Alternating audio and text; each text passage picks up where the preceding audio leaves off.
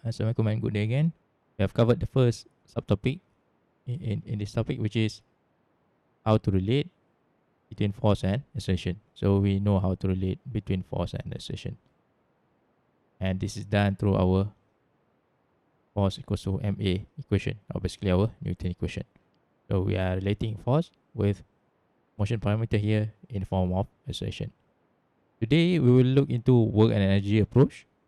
So in this work and energy approach, we will relate force with another motion parameter, in this case velocity. Okay. Um, is there any possibility for us to get velocity from acceleration? Of course, we can do integration, okay, from acceleration to get velocity. However, by using work and energy approach, we can relate directly our force with our velocity. So let us begin. For work and energy approach, the underlying assumption is that we have a constant in the work done and energy within the system. Okay, so that means if we have any changes in work done, we'll have the same changes in energy within the system. So we have a conservation of energy here. If there is some mechanism within the system that tends to take out energy from the system, those kind of problem um, cannot be solved using this approach. Okay? For example, if you have damper in the system, so that means the work energy approach cannot be used in that case because the energy is no longer conserved. All right. So the units of work and energy are interrelated. Okay, they are basically the same. Okay, it can be in terms of joule or in Newton meter. Right. So where does this unit comes from? It comes from the equation of the work done. Okay, so work done can be written as U equals to force dot product with displacement. Okay, force is a vector quantity. Displacement is also another vector quantity. So when we have a dot product between force and displacement vector, dot product here will give us a scalar quantity here. Okay, so work done is a scalar quantity. Okay, while these two are vector quantity. Okay, vector quantity means work done has no direction. Right, it's just a magnitude. Okay, however, force and displacement, both of them have magnitude as well as directions. So when we have a dot product here, okay, what will happen? Mathematically, we will have something like this.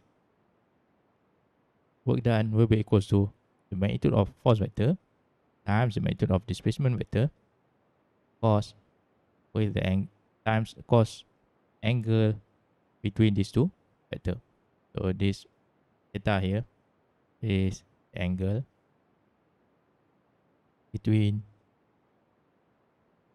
F and S vector. Okay, or between force and displacement vector. Right? So in that sense, if we have a particle, okay, particle means we are not bothered with the dimension of the body, okay, it can have any mass, doesn't matter, as long as we apply force, and due to this force, this object is moving from position 1, position 2,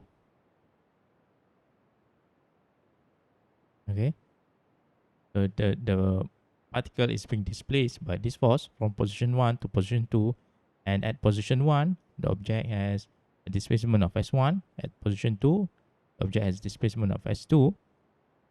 Right? So in this case, at position 1, we will have work done will be equals to F1 dot S1. Right? So in this case, both F and displacement has the same direction.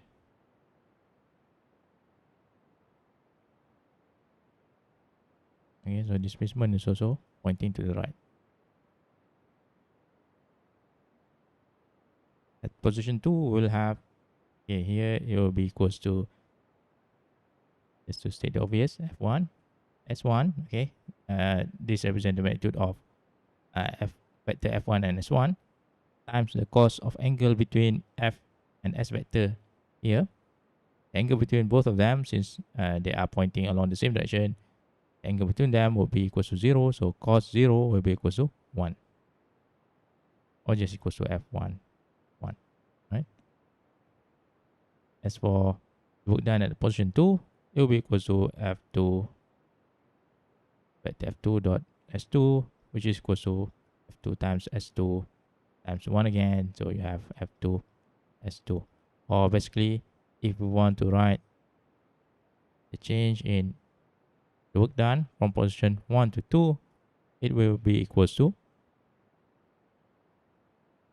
F, okay? Sorry. All of these F are the same. I don't need to write F1 and F2. F times change in displacement from 1 to 2, okay?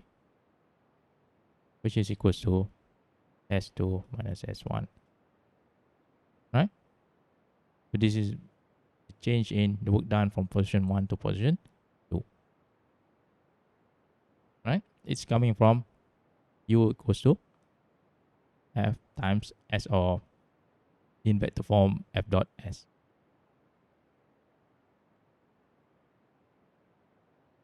If we want to extend the example further, let's say we have the same mass again, but this time around, the force is at a certain angle, right? This is position 1. And at position 2,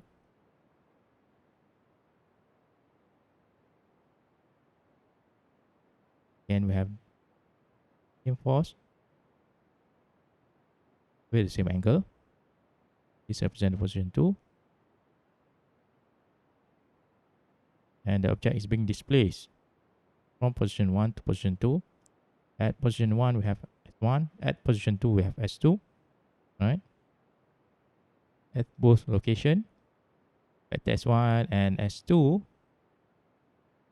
are pointing to the right. Okay? So in this case, the work done here will be equals to F dot S, right? Or F S cos theta, or can be simply written as Fs1 cos theta, while at position 2, we have F dot S2. This is equals to magnitude of F and S2 times cos theta. So we have F S2 cos theta. So the change in the work done from position 1 to position 2 will be equals to U2 minus U1 actually, okay, which is equals to F times change in displacement from position 1 to position 2, or basically F times S2 minus S1, okay. In this case, I can write it as S2 cos theta minus S1 cos theta, or I can also write in this form F cos theta S2 minus S1, okay. Both are possible. All right. The main point here is S and F need to be along the same line of action. Okay. So we will be considering displacement and force vector components that are along the same line of action to calculate our work done. All right. Okay. So in other words, if I want to simplify the explanation, what we have a mass and we have a force at a certain angle, and it is being displaced, right, with certain displacement.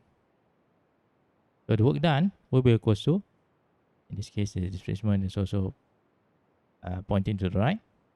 The work done will be equal to force vector dot displacement vector. Okay, this will be equal to F times S. Drop the one first. Okay, F times S cos the angle between them. Okay, this is mathematically this is how it is done. Or we can also look it in other perspective. Okay, for example, saying okay, both displacement and force vector needs to be along the same line of action. So that means since displacement is horizontally to the right, we'll take the component of F along the displacement direction. So the component of this F is F cos theta. Alright. So work done now becomes magnitude of the force along displacement direction, in this case F cos theta, times the magnitude of displacement S. So we'll end up with the same answer, Fs cos theta. Okay. So we can have either the force component along displacement direction, or we can have the displacement component along the force direction. Okay, so both are possible. Okay, so instead of having this, we can also have another form.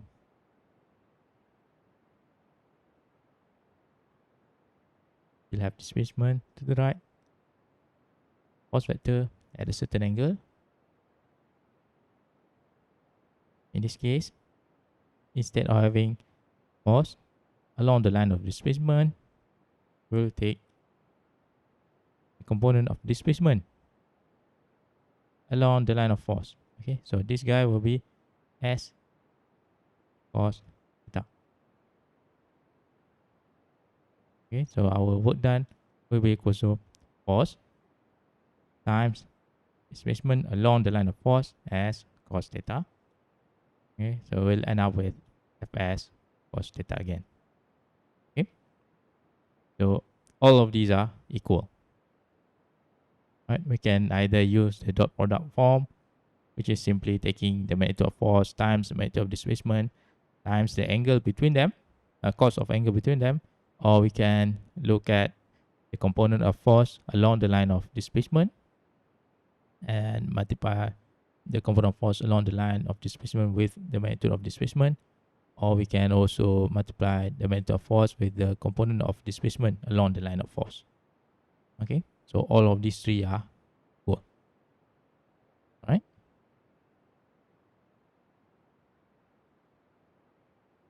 Now let's say we consider the simplest example. So we have F, and we have displacement S. All right.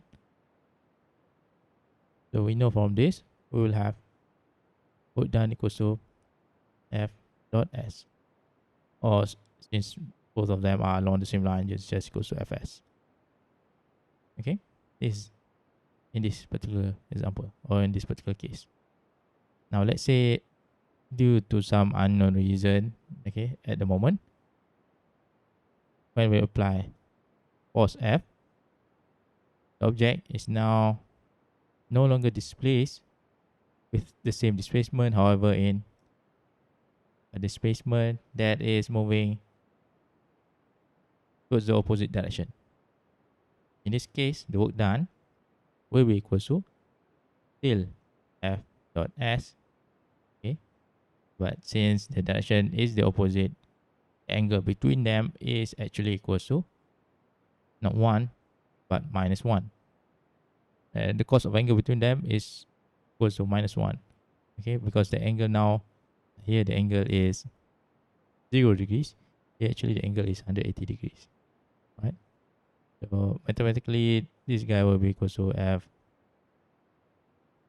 magnitude of F times magnitude of S cos the angle which is minus Fs, right? Because 180 degrees is minus 1. Or in other words, if you have force and displacement vector along opposite direction, the work done will be equal to negative. Okay, that's it. Yep. Is there any possibility for this to happen? Yes. Okay, there are certain instances whereby you have the direction of force will be against the direction of motion. Okay. So when we talk about work done, uh, we have to ensure that the force and displacement will be along the same line of action. And for our force here, we will be considering special type of force, which is the type of constant force. Okay, so we'll be considering only constant forces. So these constant forces can be in the form of point force. Okay, what do I mean by point force? Just like our example here, we apply a force directly at the particle, okay, in the form of point force. It can be in the form of forces within the cable or cable tension. We are pulling the body or the particle, and it can be in the form of friction force. All right. So what's the difference between them? So we know our work done is equal to F dot S, and for this F, we consider three types of force. The first one is point force, or basically our general force being applied to the particle. In the second case, we apply the force through cable. Basically, we have a tension within the cable, and lastly, we have friction. Okay, so the force will be in the form of friction. The point force means you have the mass, you apply some force, and due to this force, the object is displaced with certain displacement. Here you have work done equals to F dot S. Alright. As for cable, you can have the mass. Now the mass is being attached to a cable. Let's say something like this. You have a pulley here. And someone pull this cable and give it a tension T. So due to this cable that is being pulled, the object will move with certain displacement. We still have displacement along this line, for example. Okay. So again, in this case, we will have U equals to force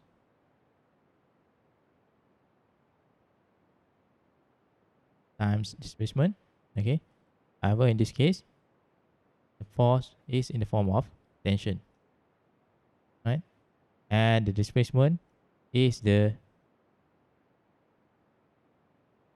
change in cable length, right? So the magnitude of displacement is this guy, the change in cable length. Right? I'll explain about this afterwards. Okay. And lastly, we have case of friction force. Okay, for a friction force, you can have particle whereby you apply certain force to it. Okay. However, in this case, the particle is not moving with the same direction as the force. It is moving along the opposite direction of the force. Okay. So in this case of friction force, we'll have again the same equation. Work done equals to force vector dot displacement vector. Ever since the direction of force and displacement are opposite with respect to each other, so we have minus Fs. Okay, so this is what we have for friction force. Okay, why friction force is like this? Friction will always act against the direction of motion. Okay, so when you have an object that is moving to the right and it is on a rough surface, okay, as it moves, there will be friction force. And that friction force will always be against the direction of motion. So the work done due to this friction force will be negative. This direction of force and displacement are along different direction, along opposite direction, sorry. And it will be equal to minus the magnitude of the friction force times the magnitude of displacement. Right. So once we have friction force, we should know straight away that the work done will be negative.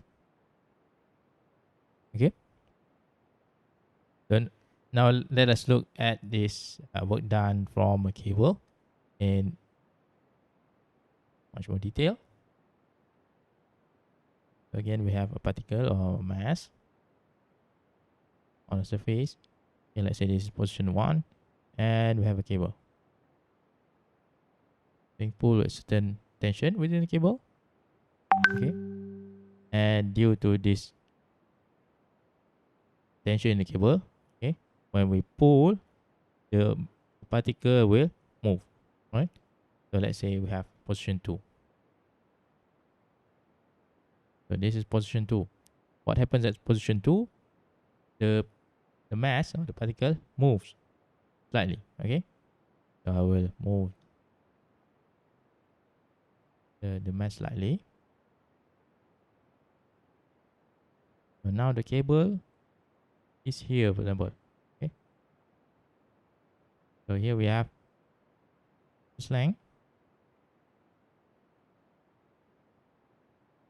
Here, since we pull it, of course, the cable will be pulled at certain change in length. Right. So here we have L2. So this change in length is equal to L1 minus L2. Okay, which makes sense. The length of the cable will be shortened here. Right. And that difference will be transferred to the other side of the pulley. Right. So we have delta L here equals to L1 minus L2. Alright. So in this case, if we want to look at the force acting on the mass, of course, you have the mass and you have displacement. Okay. If instead of having this pulley here, I can replace the pulley with force, and the force will be something like this. Okay. You have the tension within the cable. Let's say you have certain angle here, theta 1. So theta 1. Right. This is what we have at position 1. At position 2, what we'll have the mass.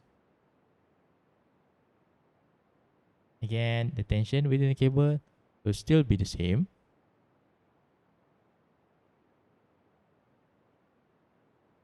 However, the angle now is different. This is S2. Right? So we are saying that we are considering forces that are constant. However, in this case, if we look at the figures in blue, the forces in the first glance appeared to be not constants. Okay, it's not a constant force. Right, so here we have T at angle of theta 1. At position 2, now the T becomes change in terms of its direction. Okay, so T is changed in the form of direction. Theta 1 becomes theta 2. Right, so the force is no longer constant if we look at this way. However, if we look at the effect in another way, okay, in this case, not before the pulley, but after the pulley, the problem will become a problem with the same force magnitude. Okay, so after the pulley, what we'll have? We'll have, okay, if we look after the pulley, we will have a force, okay, force T, and displacement equals to theta L. So the work done after the pulley will be equals to U equals to force vector times displacement vector. In this case, force vector and displacement vector are along the same line of action. So it is just equals to T times delta length. Right? So in the case of force being applied through a cable, or when we have a cable in a system, don't look at the side that is before the pulley. Okay, look at the other side that is after the pulley. Whereby here we have force times displacement in the form of change in the cable length, and this will give us the work done, which is equals to the tension or the force within the cable times the change in cable length. Right? The work done equals to T times the change in cable length. Okay. So if we consider this, the force is still a constant force. So that's why we can still use this equation for problems involving cables. All right. Clear? This is how we calculate work done for a particular particle in a system. Okay. Later on, when we look into problems, this what I've been mentioning here will be much clearer to you. Okay. Next, we have our energy part. Okay. We know that the change in work done should be equal to total change in energy. So basically, what we have change in work done should be the sum of changes in energy. Okay. Energy can be in the form of gravitational potential energy, elastic potential energy, and kinetic potential energy. Of course, there are other types of energy that we can include in this equation, but for mechanical system, this will be the most common type of energy. Okay. So the first one, gravitational potential energy, this is due to change in height.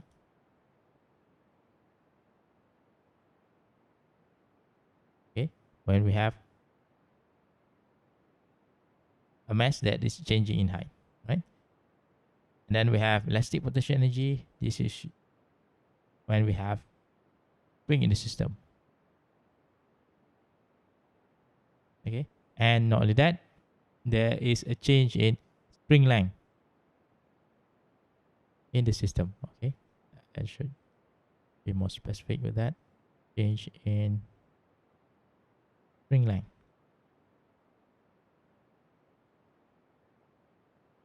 Okay. And lastly, we have kinetic potential energy. This is when we have change in velocity. Okay. So that's why we say when we use work energy approach, we can relate force with velocity. Okay. Force will be in the work done equation, while the velocity is in this term, this kinetic potential energy term. Right. So we'll be looking at each one of them. One thing to remember is for work and energy approach, free body diagram is not important. Okay. It is more important for us to be able to determine whether we have a change in the work done, whether we have a change in gravitational potential energy, or whether we have change in elastic and kinetic potential energy. Okay, so that is more important compared to drawing the free body diagram. So in this particular topic, free body diagram might not be needed. Okay,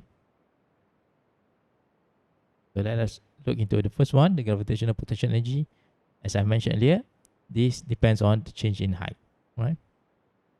So the equation comes from our work done equation. Okay, the work done is equal to energy actually. Okay, in terms of equation, they can be interchangeable. So we'll start off with the equation of work done here.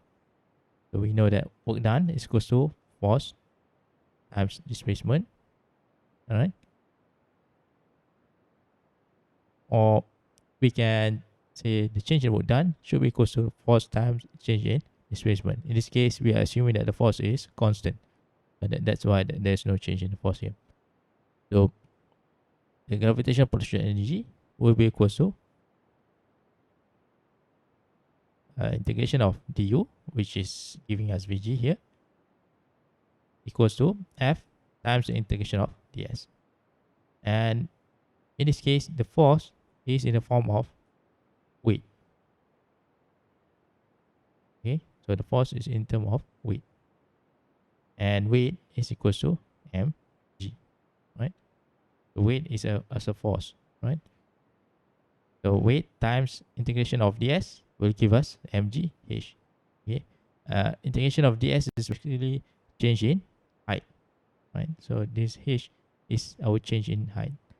So when we say we are moving from position 1 to position 2, vg12, it is equal to mg times h2 minus h1, or height at position 2 minus height at position 1. Okay. Um, the main point to remember here is if we have a reduction in height, we will have a reduction in energy. Okay. If we have increase in height, we will have increase in energy. Okay. So what do I mean by that? Let's say we have rigid body again. Okay. This is at position 1 at certain height. At this instant, the object already possess a potential gravitational energy. Okay. How do we know that? Simple. Just release the object. Okay. The object will smash down on the surface. Okay. Why it is moving? Because it already possesses a gravitational potential energy. Okay. And that gravitational potential energy will be equal to mg times h1. Okay. So this is the potential energy at position 1. At position 2, let's say at position 2, the mass is now a little bit higher. So the potential energy at this position will be equal to mgh2. Okay. The weight, which is equal to mg, will still be the same. Okay. However, the height is now much higher.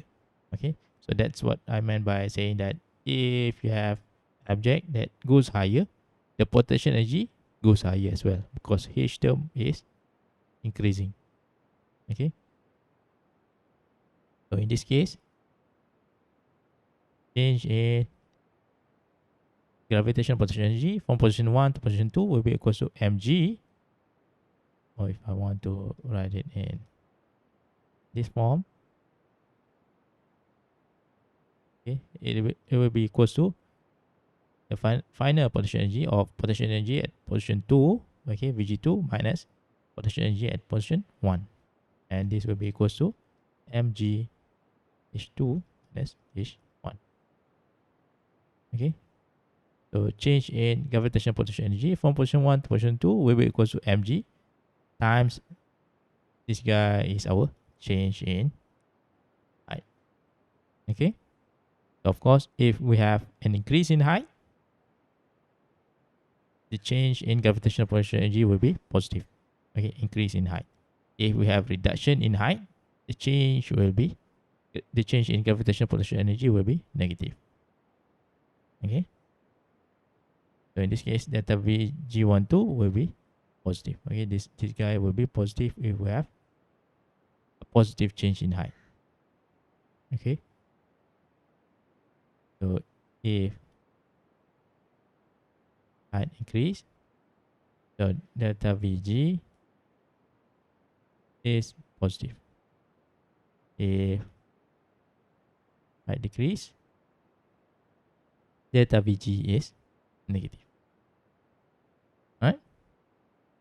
So this is the main idea. So to calculate delta Vg, the first step is to recognize, is there any weight in the system? Okay.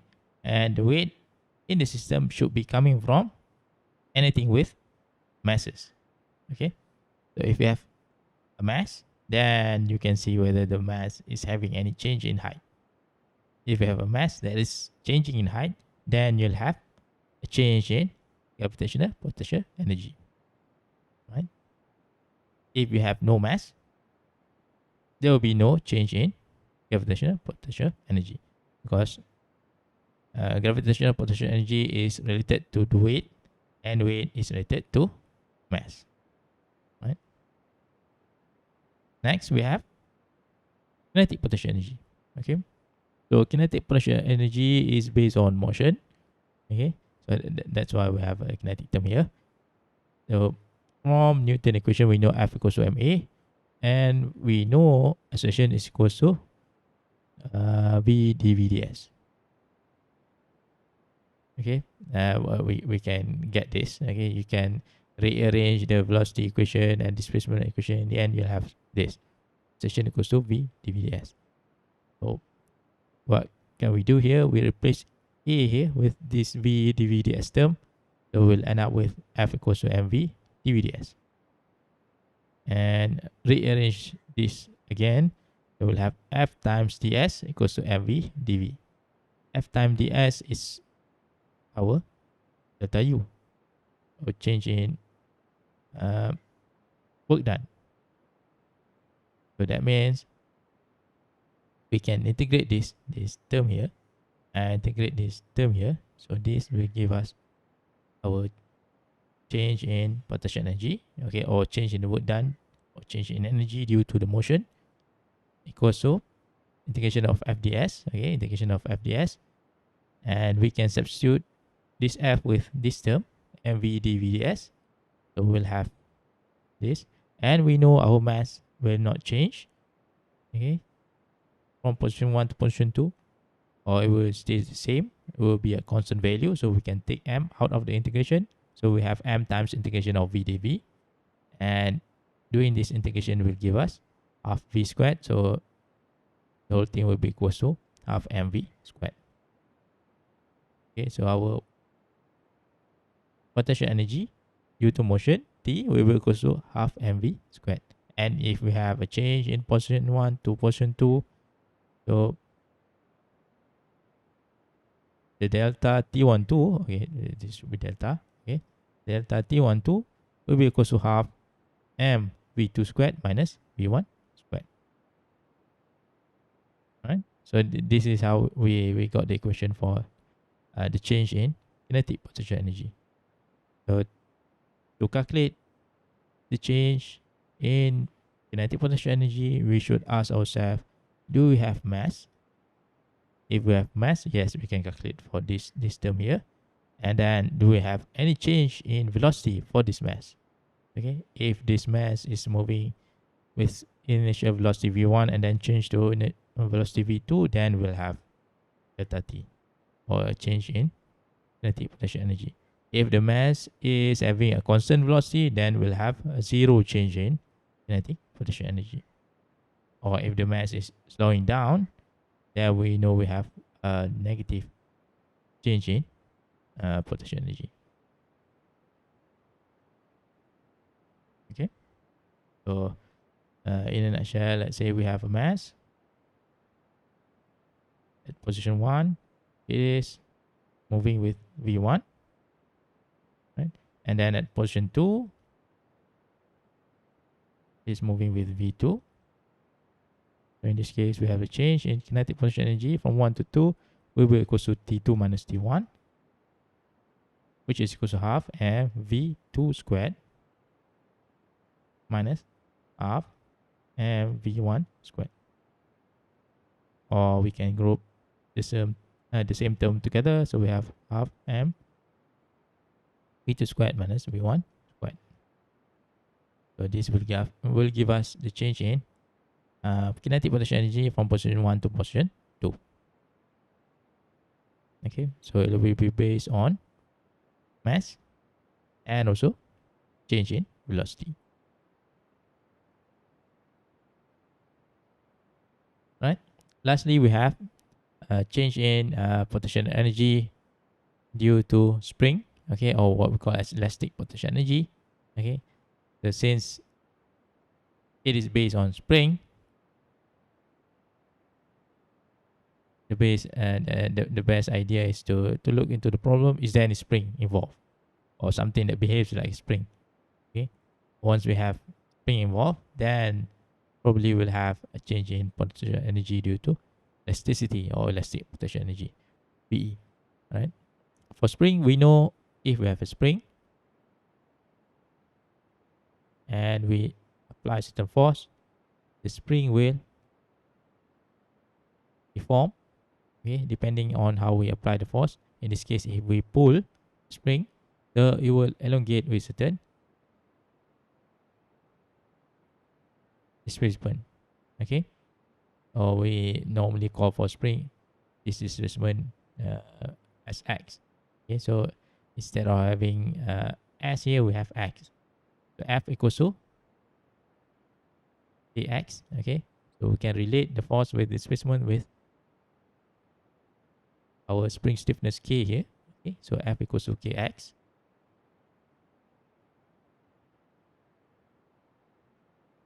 Or we can also, instead of having X, we can replace this as the S, or displacement of the spring. And we know from our work done equation that du equals to F ds.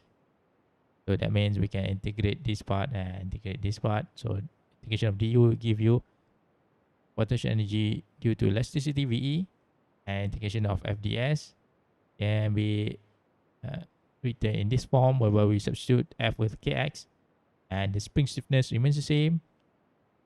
So K can be taken out from the integration. So K times integration of SDS, right? Or we can replace S with X later on. The integration of this will give us half K S squared, and we substitute S for X, right? To be consistent with our normal symbol that we use for spring, okay? Whereby this X here represent spring elongation, or in other words, change in spring length, right? For X, it's a change in spring length. If we have any change in spring length, then probably we'll have this elastic potential energy. To give you one example of that, let's say at position 1, we have the spring applied with force 1, and due to this force 1, the spring is already elongated from its initial length, let's say L1, Li is the initial length. Now the spring is elongated, okay, so that it is having a length of L1 due to this F1 here. Okay, this is what we have at position 1. And then at position 2, we have the new spring length as F2, L2 at position 2. So in this case, we have L2 as the length of spring at position 2, and L1 as the length of the spring at position 1. So at position 1, the potential energy due to elasticity is equal to half K x1 squared. Okay, and this X is not the length of the spring. X represent the change of length for the spring, or basically the spring displacement. In this case, X is represented by this guy here. This is our X1. Alright. As for position 2, we have potential energy will be equal to half K x2 squared. Okay, and this x2 will be the difference between the original spring length with the length L2. Obviously, this is our 2. Okay, so x2 represent the change in spring length at position 2, or the spring elongation at position 2. Okay, so this is what we meant by this X or S for spring. Okay, it's the change of the spring length from its original length. Right? So if we have any changes from position 1 to position 2, let's say we have the spring initially elongated at x1, and now it is elongated at x2 at position 2. So that means we have a change in elastic potential energy, right? Because we know delta VE from position 1 to position 2 will be equal to half A x2 squared minus x1 squared. Or if I want to write this in VE form, I will have here VE position 2 minus VE position 1, or half A V2 squared minus x1 squared. Okay, this is the original equation. Okay, the main point to remember here is x will be, these two will be the change in spring length, or the spring elongation with respect to original spring length.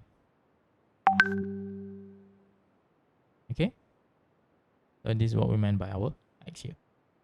All right. Now let's look to something more concrete here.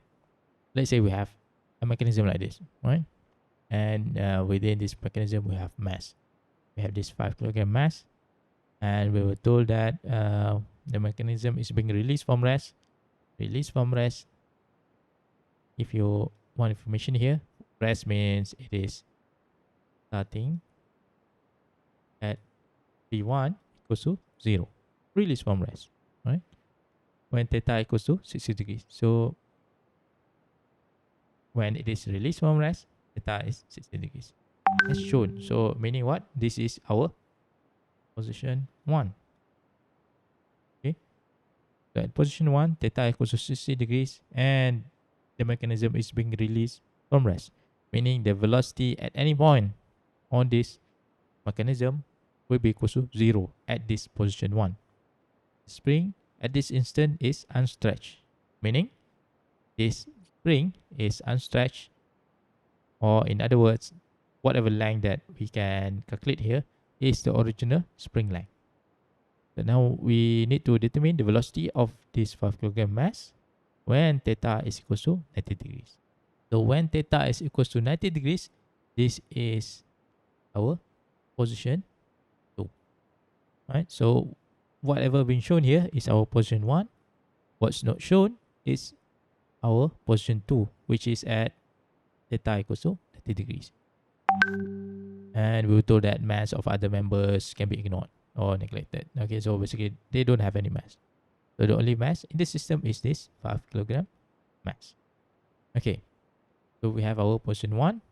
And if we want to sketch our position 2, it will be something like this. How do I know position 2 is looking like this? Since we're told at position 2, theta is 90 degrees. So where's theta? Theta is this angle here. So basically, we have this angle here, 90 degrees, and this angle here is 90 degrees as well. Okay, so these two represent our theta. Okay, so this is position 2, while this is our position 1. Okay, so back to our work and energy equation. So what do we have? We have a change in work done from position 1 to position 2 will be equal to change in gravitational potential energy from position 1 to position 2 plus the change in elastic potential energy from position 1 to position 2 plus the change in kinetic potential energy from position 1 to position 2. Okay, so this is what we meant by our conservation of energy equation. So we have this as change in work done will be equals to, okay, what we have here is change in energy, right? So this is how we use our work done and energy equation. So change in work done should be equals to the sum of changes in potential energy, right? So it depends on the question. Sometimes we can have a change in work done. Okay, sometimes we can have a change in gravitational potential energy. Sometimes we can have change in elastic, and sometimes we can have change in kinetic potential energy. It depends on question. Okay, so for this particular example, we need to ask ourselves, okay, is there any change in work done? Okay, to answer that question, we have to remember back what I've mentioned earlier. We will be considering 3 types of constant force. Okay, and the first one is point force. Okay, or basically any external force being applied to the system. Right, and the second one will be our force coming from cable, or is there any cable tension involved? And the last one will be our friction force. Okay, so once we have any one of these, or all of them, or 2 out of 3, it doesn't matter.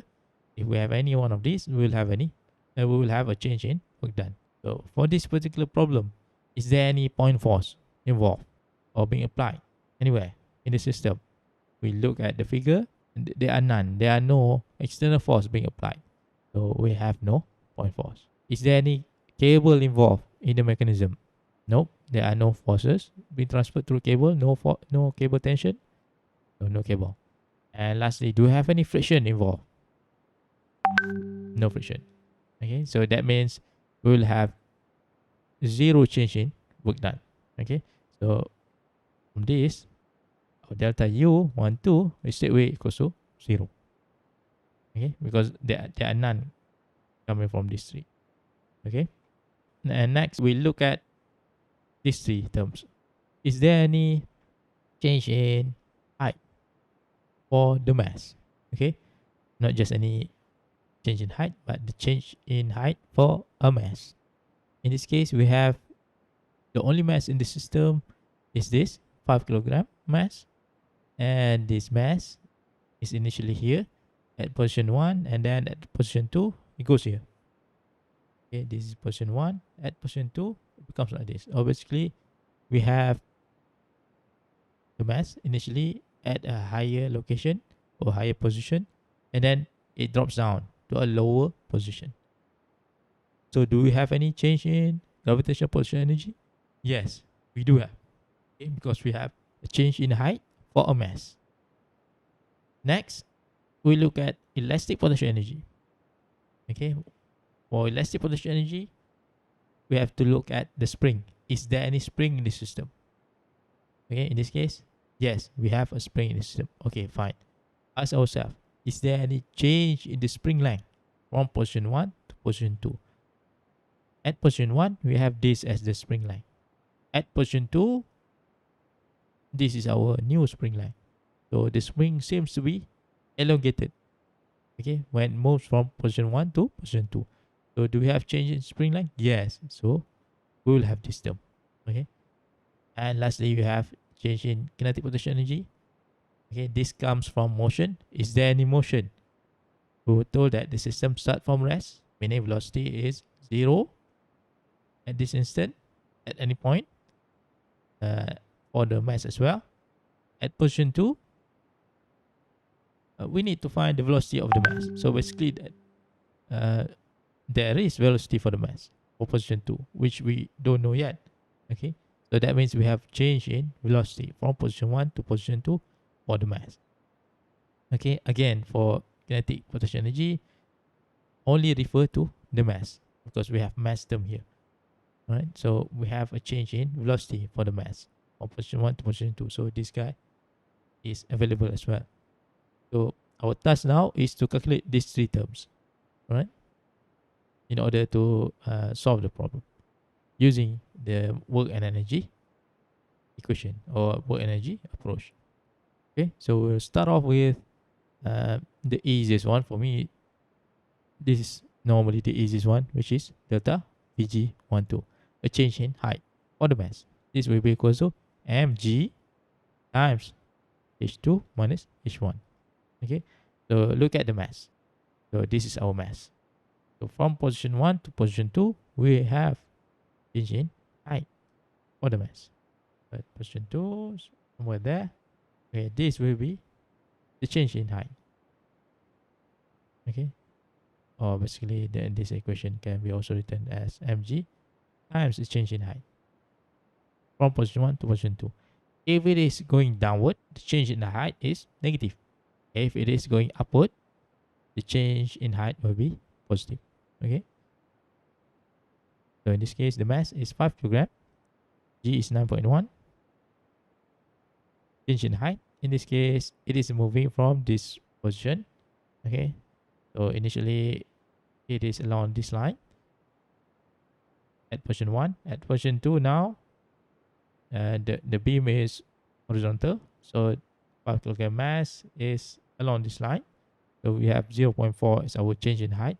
Since the mass is moving from higher ground to a lower ground or higher position towards a lower position, so the change in height is negative. So how much change?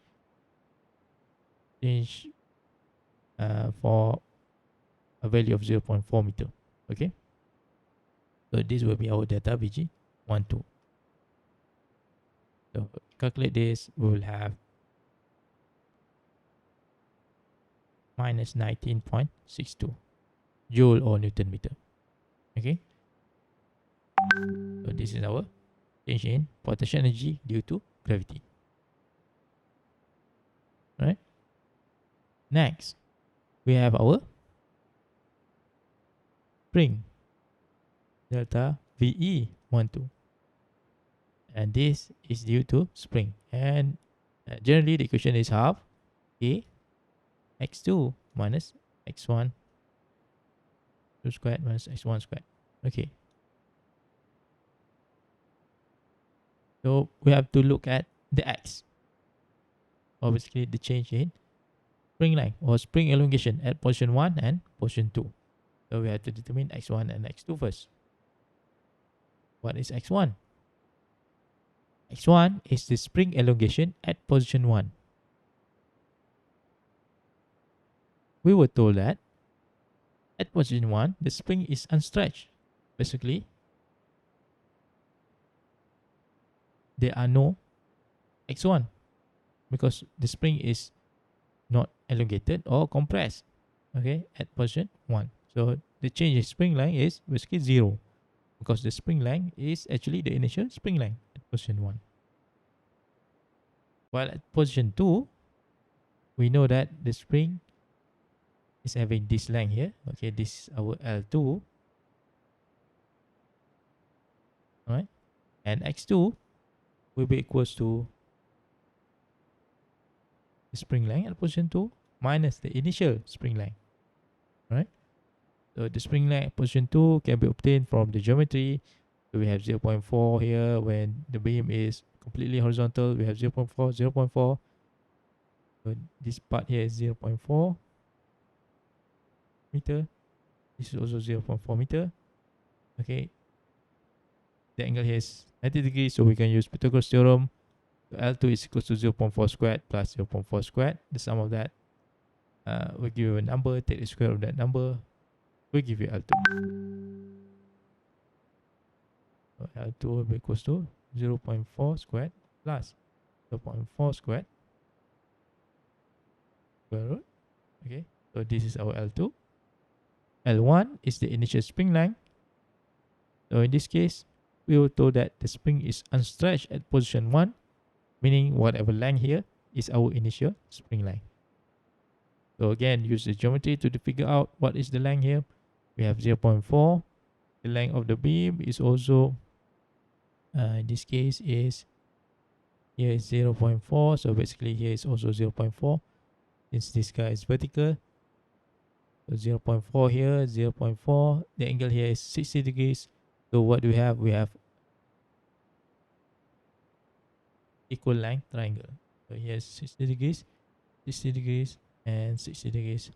So if one is 0.4, and one is also 0.4, this guy must also be 0.4.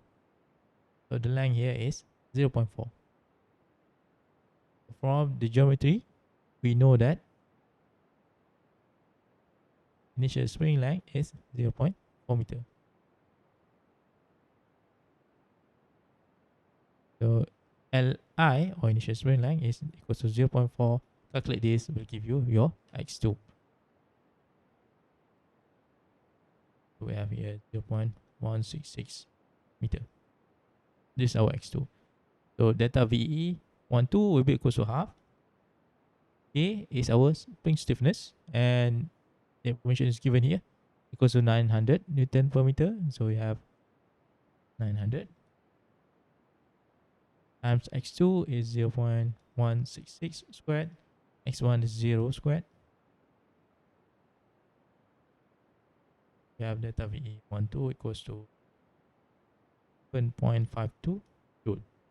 Okay. This is our delta VE 12. Done. And lastly, we have our third term here, delta T 12. Generally, this will be equals to half m v2 squared minus v1 squared. Okay. Look at the mass. Is there any change in the velocity of the mass? Okay. At position 1, we were told that the mechanism is released from rest, so velocity of the mass is 0. Okay. So straight away we know v1 in this case is equals to 0 because we are starting from rest. The task now is to find v2. Okay. So how to find v2? Substitute the value that we know here. This will be equals to half m equals to 5 kilogram v2 squared. Okay. So this is our delta T 12. Alright, we will put everything back inside our work and energy equation. So the work and energy equation is delta U12 equals to delta Vg12 plus delta Ve12 plus delta T12. Okay, and we know this part here is equals to 0 since we have no force, external force being applied, any cable and also friction being applied in the system. So this guy is 0. Delta Vg12, calculated that value, which is equals to minus 19.62. Delta Ve12 equals to 11.52. And delta T12 is equals to half times 5 B2 squared. So we have one equation, and the only unknown in our system or in our equation is just V2. So we can solve for V2 here. V2 will be equals to 19.62 minus 11.52 times 2 over 5. Then take the square of this guy. So you have your V2. Have 1.8 meter per second. Okay. So this is our velocity of the mass at position 2 when theta equals to 90 degrees. So using work energy approach, we can relate the force involved in the system with the velocity. Right? Any question? Is it clear? Yes, it's clear. Okay. Let's try another one. In this case, we have a mass in the form of a collar. Okay. The mass is 2 kilogram. So where's the collar? The collar is here. Right. And the collar is released from rest. Okay, meaning the initial velocity here is again equals to 0. Okay. And we're told the spring is already stretched 0.25 meter. Okay. Spring stretched 0.25 meter. Okay. This tells us that x1 is equal to 0.25 meter. It is being stretched from its original length by this amount. And the mass is being pulled by a constant force P. Okay. However, this P is being applied through a cable AC. Okay, so P is being applied through a cable AC. Okay. So we have a cable attached to the collar passing through this pulley, and the tension within the cable is P. Now we want to find what's the velocity of the collar as it passes point B. So what is being shown here is our position 1. At position 2, what happens to the collar? The collar will move and then it passes point B. So when the collar is at point B, this is our position 2. So we'll draw the position 2 here on top of the figure. Okay, so this is the position 2. So this is our position 1. And 1 goes to position 2. What happens to the spring? Instead of the spring is at this location, now at position 2, the spring is this location. Okay. And then what happens to the cable? The cable will still be attached to the collar, but the length of the cable now before the pulley is this length. So initially we have this length from A to C. Now the length will be from B to C. Okay. Once we have figured out what is the position 1 and position 2, we will solve our work and energy problem here. So we have delta V, delta U12 will be equal to delta Vg12 plus delta Ve12 plus delta T12. Okay. Just like before, we will solve this equation or the terms inside this equation one by one. So look at delta U12. Is there any external force in the system? P. Here we were told that we have a P of a force. However, this force is being applied through a cable. Okay, so we will treat this as a cable, not as an external force or a point force. Okay, so this will be a cable, right? And then is there any friction? There's no friction. So we have only the force coming through a cable. Okay, so in that sense, delta U12 will be equals to the tension within the cable, P, times the change in cable length. Alright, so the change in the cable length will be initially AC will be our initial cable length, okay, and then the final cable length will be BC.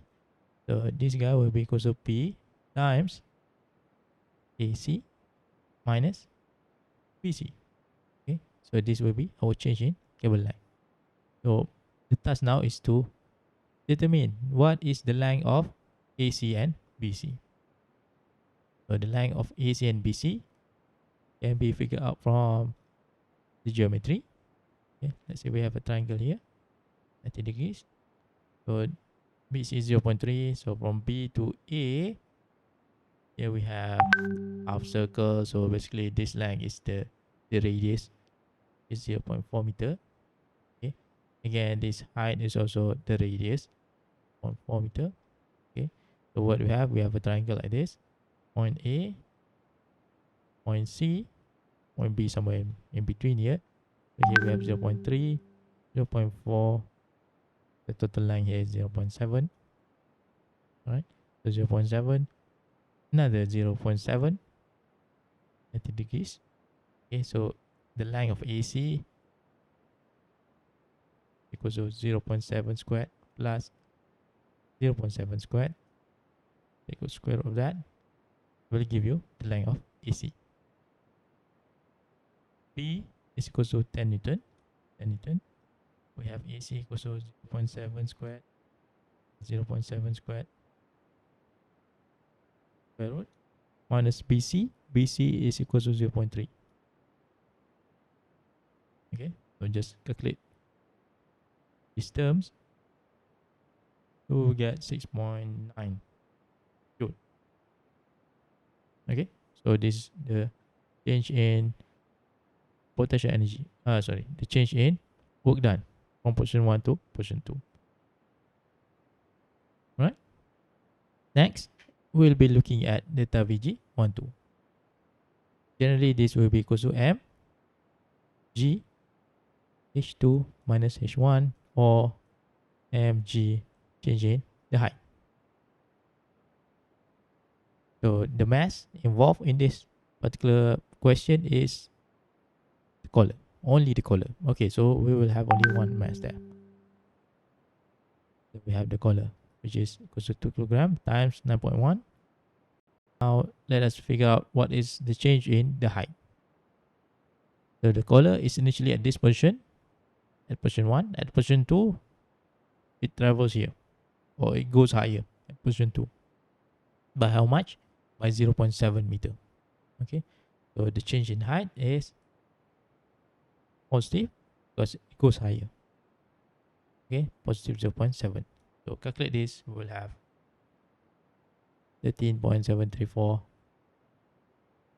joule. Okay, so this will be our delta Vg12. That's it. Next, we will be looking at delta Ve12. Okay, change in potential energy due to elasticity. Okay, so in this case, it's due to the spring. General equation is equals to half k x2 squared minus x1 squared. Alright. So x1 is given. We were told that at rest the spring is already stretched by 0.25 meter. So this is our x1. Now we want to find what is the value of x2. Bear in mind, this x1 is actually equals to the spring length at position 1 minus the original spring length. This is our x1. Right? Okay, so we know that x1 is equals to 0.25, and this guy is actually our length of the spring at position 1 minus the initial length of the spring. So the length of the spring at position 1 can be obtained from the geometry again. So what we have here, we have height is 0.3. Here is 0.4. So this will be our L1, or the length of the spring at position 1. And from these triangles, just a simple 3, 4, 5 triangle, so L1 is equals to 0.5. So we know straight away 0.25 is equals to L1, which is 0.5, minus the initial spring length. So our initial spring length is equals to 0.25 meter.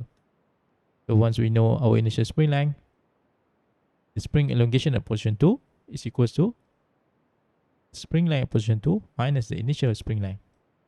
So the spring length at position 2 is given by this line here. Okay, this is the spring at position 2. So the length here represent L2. And it is equals to the radius of this semicircle, which is equals to 0.4. So 0.4. Initial spring length, Li, is equals to 0.25. So that means X2 is equals to 0.15 meter. So once we have known this, substitute X1 and X2 into our delta V equation. So we have half K is the spring stiffness, which is equals to 600 Newton per meter. 100. X2 now is 0.15 squared minus X1 is given is equals to 0.25 squared. So calculate these values, we will have minus 12 joule. Okay, so this is our delta P. And lastly, we have our delta. Excuse me, doctor. Yes. Can you please explain the part x1 equals to L1 minus Li? This one. Yeah. Okay. Again, let's say we have a spring. When we do nothing to the spring has its own original length. Is Li. Right? When we apply certain force to the spring, what will happen? We are expecting that due to this force, the spring will elongate with certain spring elongation or a change in spring length. And normally we call this as X. Okay, why X? Because we know from Hooke's law, F equals to Kx. Okay, so we can relate force with this the change in spring length or the spring elongation X through its spring stiffness. So this guy is our spring stiffness. Okay, and at this instant, this is our spring length. And if we say this is position 1, this will be our L1. Okay, so at position 2, anything can happen to spring. The spring can increase in length or reduce in length. Okay, so let's say we consider position 2. And for this particular example, let's say the spring length increases from position 1 to position 2. Okay, so this will be our L2. Fine. What's the value of X2? X2 is the X is what? Is spring elongation. Okay, and when we say spring elongation, it must be from original length. Okay, it must be from original length, or basically Li. So L2 is this length. So X2 must be this length. Okay, so X2 must be the length, this instant, at this position 2 instant, minus the original length. The same goes here. X1 will be equals to the length of spring at position 1 minus original length. Make sense? Yes, doctor. Okay. Thank you. In this particular question, we were told that the spring is already stretched 0.25 meter. So that's how we know that at position 1, X1 is 0.25. Because this value is already our spring elongation, or we were told that this spring is being stretched by this amount. Alright? So next we'll move into delta T. So delta T12 will be equal to half m V2 squared minus V1 squared. Alright? So again, we'll be looking at the mass.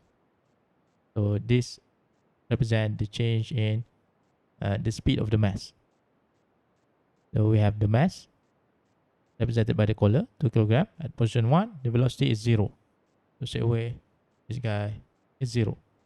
At position 2, we have certain velocity, okay, which we want to know as the collar passes point B. So this will be equal half times 2 times V2 squared. Okay, so that's it. So put everything back into our work and energy equation. So work and energy equation is delta U12 equals to delta Vg12 plus delta Ve12 plus delta T12. So that means delta U12 is equals to 6.9 joule equals to Vg12 13.734, delta Ve12 minus 12, and lastly delta T12 is half times 2 V2 squared. Right? So straight away we know V2 will be equals to 6.9 minus 13.734 plus 12. The square of this, okay, we'll have V2 equals to, so we will have V2 equals to 2.27 meter per second. Okay, so that's how we solve this problem using work and energy approach. So we don't need to even think about free body diagram and whatnot. Okay, the main task is just to determine what would be the change in the work done, what would be the change in gravitational potential energy, what will be the change in the elastic potential energy, and what will be the change in the kinetic potential energy. Okay, if you can figure that out, so the rest is simple. Just substitute everything inside this main equation, you'll get whatever parameter that you want to get from the equation. In this case, we want to know what's the V2, so we can calculate for V2. Yes, doctor. Yeah, right. So let me reiterate back. So if we refer to our equation, work done must be coming from these three terms: point force, cable, or friction. Okay, and again, if you have a force that is passing through a cable, consider it as a case of cable. Right? When we say point force, the force must be a point force or some external force without passing through any cable and whatnot. Okay. When we say friction force, the friction force must be some rough surfaces or any friction force in the system. Okay. Once we have any one of these three, then we will have work done. If none of these three is existing in the system, so there will be no work done. Okay. So that's how we want to know whether work done is available or not in our system. And then we'll look at our gravitational potential energy. For the gravitational potential energy, the first thing that we need to ask ourselves, is there any mass? Okay. If there is a mass, okay, fine. Is there any change in the height for the mass? If the mass is increasing in height from position 1 to position 2, delta Vg12 will be positive. If the height of the mass is reducing, delta Vg12 will be negative. That's it. Okay. So look at the mass, look at the change of height for the mass. Okay. Only for the mass location. Don't look at anywhere else. Next, we have kinetic potential energy. Again, this is closely related to the mass as well. Is there any mass in the system? If there is a mass, okay, look at the mass. Is there any change in velocity of the mass from position 1 to position 2? If it starts from rest, if it stops, that tells us that the velocity at that instant is 0. So if it is saying that it starts from rest, so V1 is 0, since 1 represents the initial position. If it says the mass stops, so V2 is 0, since stops and starts indicate that the velocity at that instant is 0. Okay, so this velocity is attached to the mass. If you have a mass, then you can calculate delta T12. If there is no mass in the system, there's no point to calculate this because the mass is 0 anyway. And lastly, we have elastic potential energy. Elastic potential energy is closely related to spring. Why? You have K term here. Alright, and this K represent the spring stiffness. If there's no spring in the system, ignore this term. Okay, it will be equals to 0 since K is 0. Alright, and to calculate delta VE, we have to know the spring elongation. Right, and the spring elongation, the X, must be referred to its original length. Right, it must be referred to original length.